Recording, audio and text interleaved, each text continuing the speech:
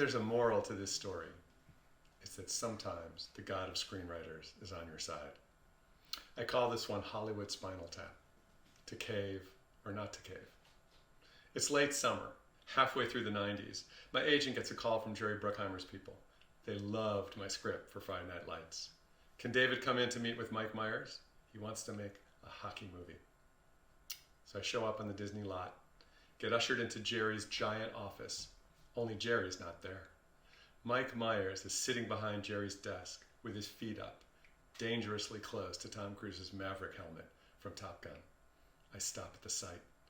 Mike's voice booms. David Aaron Cohen. Our eyes meet. That's me. Myers smiles.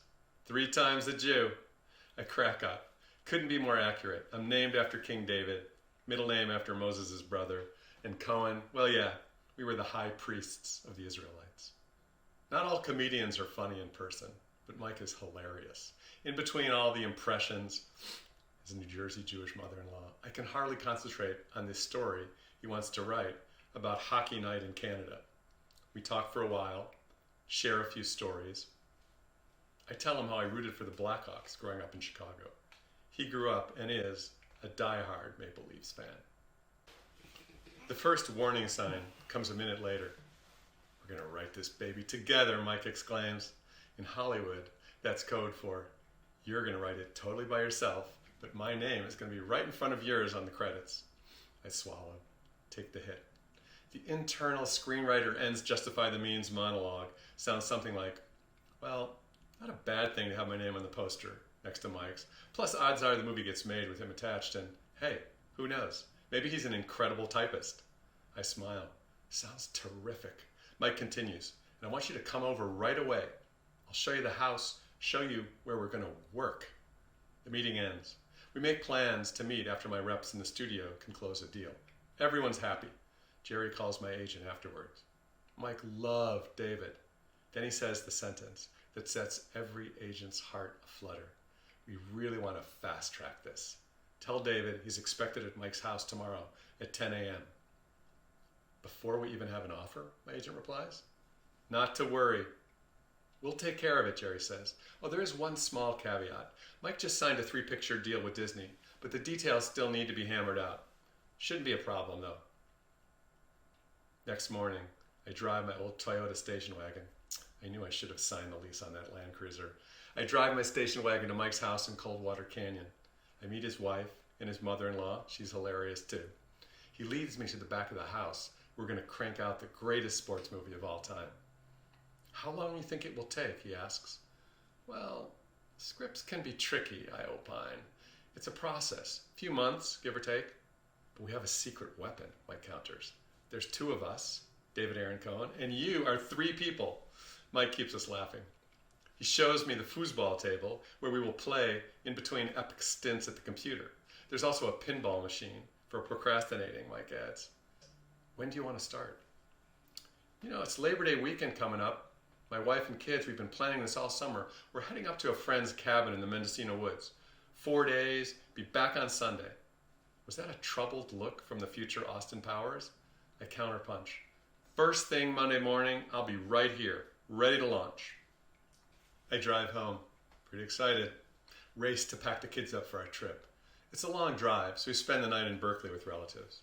Top of the morning, I check in with my agent. She's cheery. Enjoy yourself. This is all going to take a while anyway. Congratulations. We arrive at the cabin, surrounded by towering redwoods. No better feeling as a screenwriter than going on vacation after you get a job. We build a campfire, s'mores, the whole 9 yards, wake up to the sound of woodpeckers. What could go wrong? My friend greets me. There's some woman on the phone. She says it's urgent. Remember, this is back in the dark ages, pre-cell phones. I just got off with Bruckheimer, my agent says. He talked to Mike. He wants you back. What do you mean back? He wants you to come to his house. Tomorrow. Tomorrow's Saturday. It's Labor Day weekend. My agent made a rare joke. Apparently not in Canada. Or was she being serious? Tell Jerry I'm coming back on Sunday. Silence. What? You want me to get in the car, drive 12 hours to LA so I can show up at Mike Myers' house and start writing a script that's going to take 12 weeks anyway? I'll be there on Monday.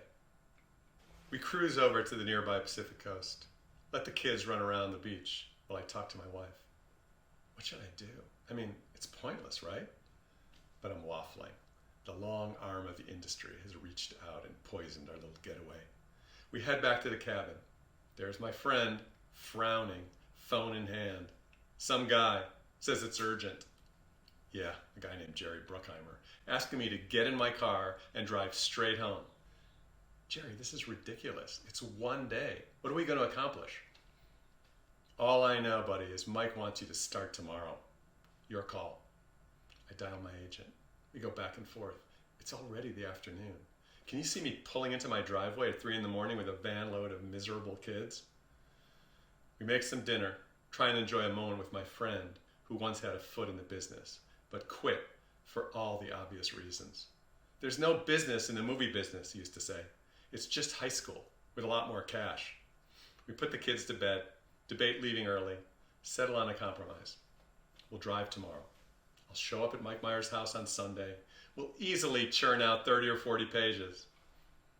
It's a long ride, just to the Bay Area. The kids are cranky, so we stop at the relative's house. I dare to call my agent. Where are you? She asks, a little breathless. We're in Berkeley. Be home in 6 hours. No rush, she adds. You're fired. Wow. Did I really take a stand? I mean, a star said jump, and I hesitated, then died on the hill of being a day late and $200,000 short. It was weird.